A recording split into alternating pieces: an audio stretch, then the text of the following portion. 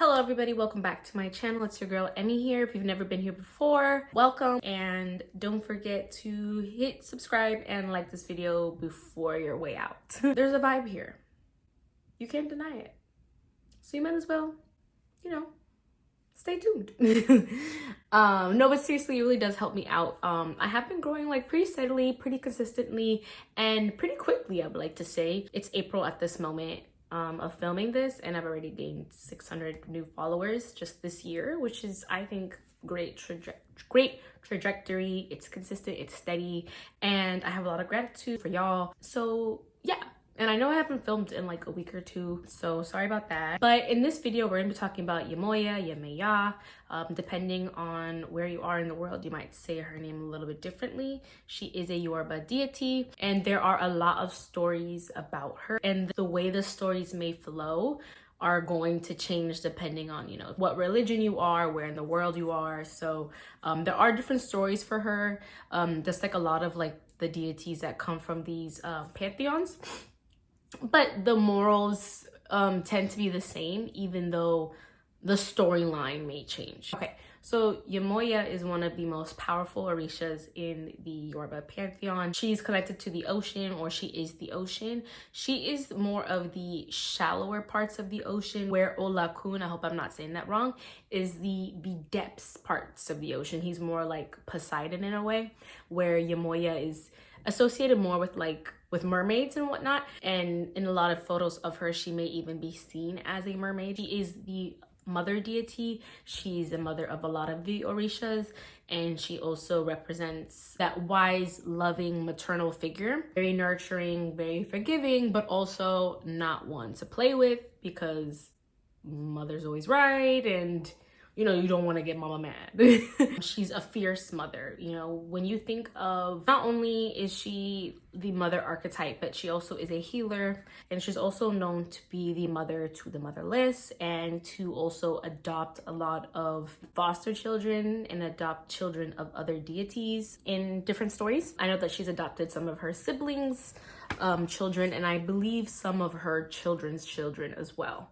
But I say this because there's a big theme with her and taking care of people, taking people in, being a mother to the motherless, and just supporting, nurturing those who are hurting. When you look at the zodiac sign that is attached to Yemoja, it would be Cancer.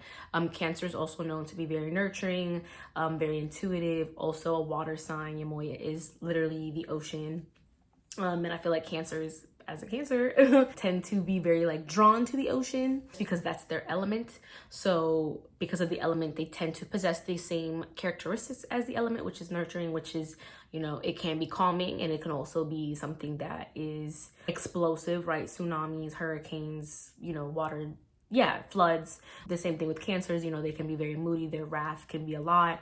So can Yemojas. But like I was saying, the nurturing aspect of Yemoja, she's a great deity to connect to if you are interested in looking for support, especially as women. If you're looking for support around pregnancy or fertility, she does represent fluid, water, and the fluid that's around the womb. So she's good for protecting you through childbirth and pregnancy. She's a great person to support those who are trying to heal from domestic or sexual abuse. When I first connected with Yemoja, I feel like she definitely will call you, or you may be drawn to her, or you may find her teachings very beneficial when you're trying to do shadow work, trying to heal your trauma, maybe even healing mother wounds, maybe trying to heal your relationship with your own child, or just anything around the elements of love, self-love, relationships. There's a lot of things that I could say about Yemoja. Of course, I can go into different stories about her, but I want to speak more on not really my own experience necessarily, but like I said, she's a great person to support you when it comes to mother wounds, when it comes to reevaluating how you were raised, and what traumas, what you want to release from, what you want to take forward, especially if you are someone that is considering becoming a parent or are a parent, really reevaluating things that are, I don't want to say generational patterns, but in a way, yes, those things that you subconsciously may still be holding on to that are toxic or not the most beneficial for having a healthy and healed family, healthy and happy and healthy healed relationship, or even just the way that you look at yourself. I think those are the elements that I really want to focus on in this video, because there's just so much that you can say about her, and she's a very like powerful healing deity. Every time that I have gone to the ocean, especially in the Caribbean, like I do really feel her presence is strong. I don't know how else to describe it. She will help you nurture yourself. She's great with healing from trauma and with shadow work. She teaches us a lot about mother wounds,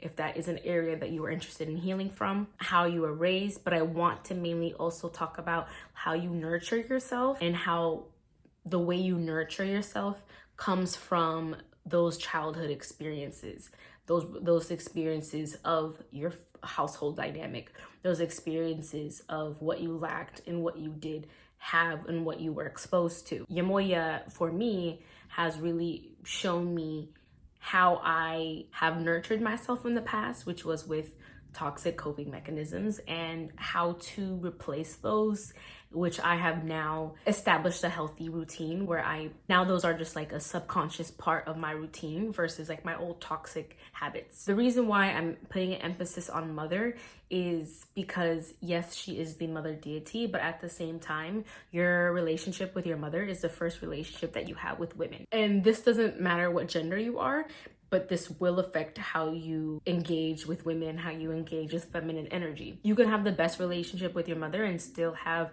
these wounds that may be impacting your relationships with other women. You may be the type to mother other women, nurture other women. If you have an abandonment wound, if you have a neglect wound from this relationship, that will clearly play a part in not only your romantic relationships, but also your platonic relationships. If you remain in especially as somebody who identifies, if you are a woman, if you are just somebody with more feminine energy, if you remain in a state of wounded feminine, basically what I'm trying to get at here is being in an energy of wounded feminine. So what is wounded feminine energy, right? Wounded feminine energy will prevent you from being able to reach your highest potential, basically, or reach your most authentic feminine energy. It will prevent you from being able to express your feminine energy to the best abilities. Wounded feminine energy is that clingy girl, right? It's the insecure, it's the manipulative, it's somebody who uses their sexuality to get what they want in a negative way. Because sometimes, hey, you can use your femininity. You can use the art of seduction.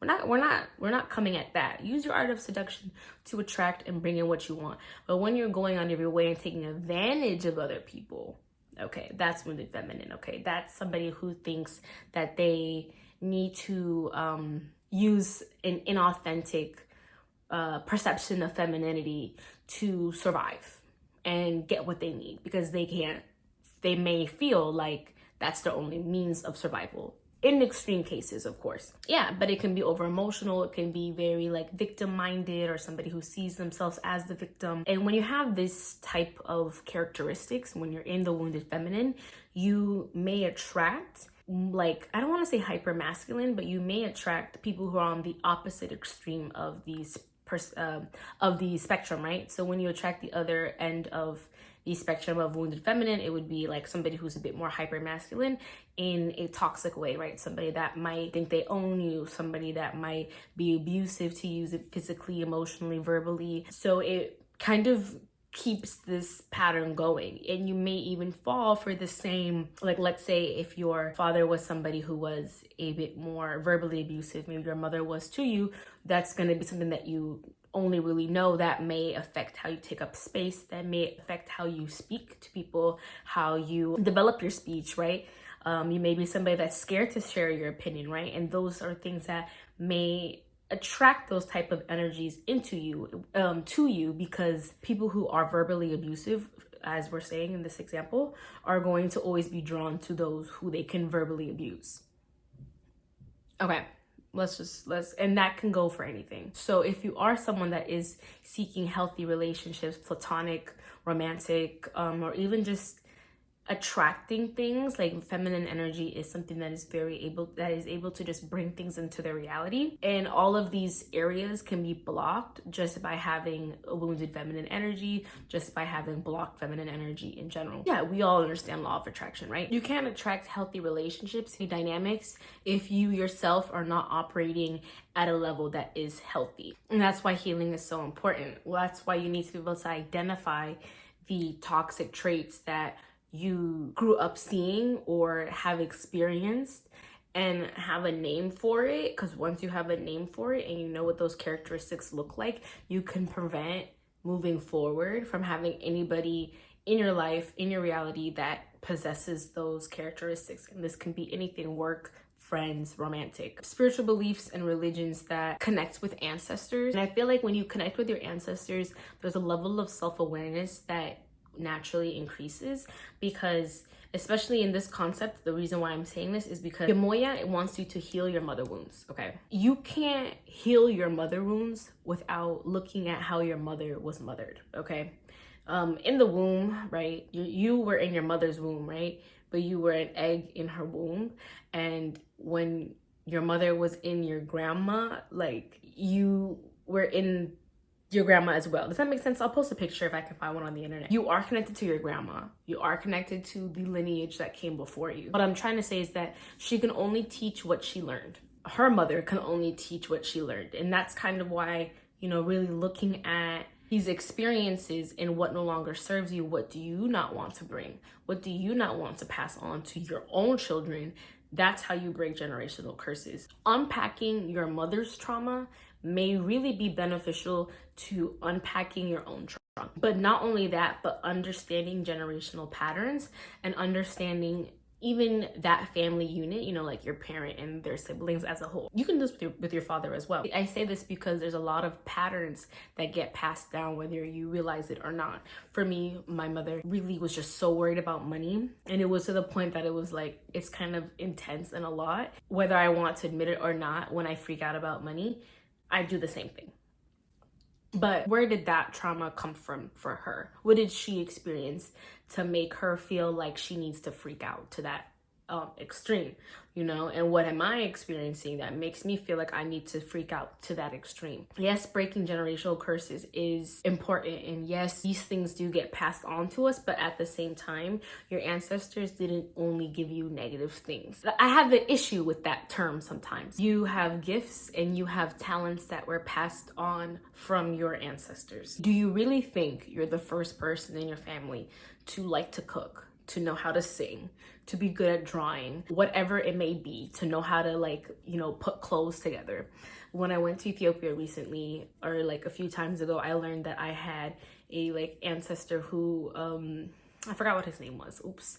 Yeah, there was a person in my lineage who actually like made literacy accessible by printing, or like by making these like mini like alphabets that are portable, and he would like give them to people and help people learn how to read and write in Amharic. That's so public health. I have a bachelor's in public health, and I'm very passionate in education and just sharing knowledge, especially when it comes to women. I never really thought that anybody else in my family would even be interested in that, because not a lot of my family is interested in those type of topics. So I thought that was really interesting to see that I had somebody way back when who was really passionate on empowering his community. So yeah, I say this because, you know, maybe your mom was really good at drawing and you are too, or maybe your grandma was really good at singing and you are too, like, just, or maybe you see your grandma that is really good at sculpting, and maybe you want to try it now just because you saw it. I don't know, things like that. Like I mentioned earlier, she is the more shallower shore parts of the ocean, where Olakum is the, sorry if I'm saying it wrong, is the deeper parts of the ocean, right? And when I say deeper parts, I mean like deep. Like, I mean those parts of the ocean that we don't even really know or like haven't discovered. Very much so Poseidon type energy. There was one story, like I said, there's multiple stories, and I believe she was split from him, right? And I find that interesting because when you look at the concept of yin and yang, masculine and feminine, that definitely does apply with their dynamic as well. Because Yemoja, that feminine aspect of energy, is very kind, very nurturing, very spiritually in tune, where that masculine part of the masculine energy, Olakum's energy, he's known to be very stern, he's known to be very grounding, he's very protective. And I find that interesting because you need to find a middle ground, right? You need a little bit of both. Yemoja is, like I said, the Cancer of the zodiac, and she can be the extreme of that feminine energy where it can lack the middle ground and can lack. So I find that interesting that there is something that balances Yemoja out here. And when it comes to setting boundaries and even just releasing in general, like how could you find the balance of being stern and being creative, or sticking to a routine but also being creative and getting work done, but also making time for yourself? Whatever way you want to look at it, how can you find that balance to release whatever is stagnation or whatever it is that you're trying to get out of your existence, right? So the ocean that Yemoja is like created out of or is located in is like the west, is the coast of West Africa. And being that she is the mother of humanity, I think one of the really interesting stories that I like a lot about her, it's like, I don't want to say it's believed, but there's like a myth. West of Africa was where a lot of the slaves were taken from, and it was believed that, like, I don't want to say it's believed, but like the myth is that she came with them, like following them on the boats, protecting and guiding her children, especially as we know a lot of slaves were thrown overboard, which I think is interesting too, because it's like Yemoja is a mermaid. A lot of slaves were thrown overboard, and the world is so upset the Little Mermaid is black. But yes, so it said that she followed the slaves all the way through the South America, the Caribbean, New Orleans, where a lot of them were docked, which is another reason why Yoruba religion is so strong in those areas. Santeria, hoodoo, all these elements of Yoruba religion is very prominent in the Caribbean, in like hoodoo in the southern parts of America, and in South America. Brazil has the second largest amount of of Yoruba people besides West Africa. The myth is like basically saying like one of the reasons why it's so strong, the religion never died, because like when you look at places like the Philippines have no knowledge of the spiritual religions and stuff that they practiced before the Spaniards came. So why is it that our traditions have withstood the stand of time, no matter how hard they've tried to convert us to Christianity? Under the skirt religion was a big thing during slavery, where we had baby Jesus on the top, but those elements of Yoruba was like being practiced underneath the like cloth, so you couldn't see it. It's basically saying that she aided and supported the existence of ancestral knowledge. Another story that I find interesting is when you look at where all the hurricanes and like major tsunamis tend to happen, it tends to be off the coast of tends to follow the exact areas of the slave trade. So I think that's interesting too, because one of the things that I mentioned, Yemoja, she does have a big wrath, right? So they say that whenever there's like a big flood or a big storm, something like that, it's like her crying out for her stolen children, all the kids that lost their lives. I say all this because Yemoja is the divine mother in the Yoruba and Santeria. And when I learned about her, she was such a big support and really did help with healing and releasing. And I feel like I can really feel her energy when I'm by like the ocean. I don't know if maybe that's just because I'm a Cancer. I do regret letting so much time pass before I finally did make a video on her. For me, my biggest takeaways from working with her was just being able to sit in stillness within myself, but also to sit in stillness with my pain body, with those elements that I just didn't want to see, that I didn't want to learn about, and just having grace and being gentle with myself, and taking it easy on me, and just how I really properly want to be nurtured, and what that nurturing looks like, not only in how I can provide it for myself, but also what I'm looking for in other people. And I think she really found me at a point where I was first really reevaluating and reevaluating my feminine energy, and like how I want to, what type of feminine energy I possess, and how I want to to show it to the world. But yeah, if you're interested in connecting with this deity, I definitely recommend meditating, doing inner child healings. That could be meditations, that could be journaling, shadow work. You can add elements of the ocean to your altar. That could be shells, that can be sand, that can be ocean water on your altar. You can offer her flowers. You can wear the color blue, which is what I'm wearing today. And beach cleanups. I think just cleaning up nature in general is a great way to honor not only your ancestors, but also any deity. But with her specifically cleaning up the beach, we know how important that is nowadays. But yeah, that is my video. I hope it wasn't too long, and I hope this was helpful. I don't know why I was like a little nervous when I first started this video. You guys made me I was just a little nervous. But yeah, I hope this was helpful. If you made it to the end, don't forget to drop a heart. I know I'm just not sitting here talking to myself. I'd really appreciate it. And I hope you have a great rest of your day and take it easy.